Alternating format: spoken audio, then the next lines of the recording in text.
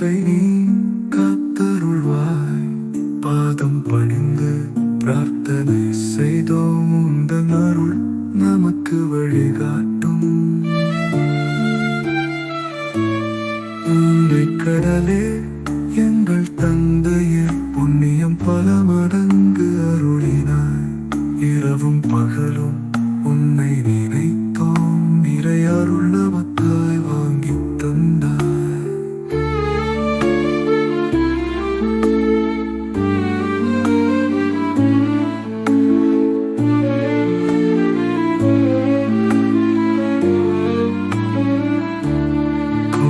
பிரார்த்தனை ரகசியம் உரைத்தாய், கர்மங்களை நீக்கும் வழியை காட்டினாய். வாசி யோகத்தை விட சக்தி அதிகம், அனைவரும் ஒன்றாய் சிவபுராணம் பாடும் பொழுது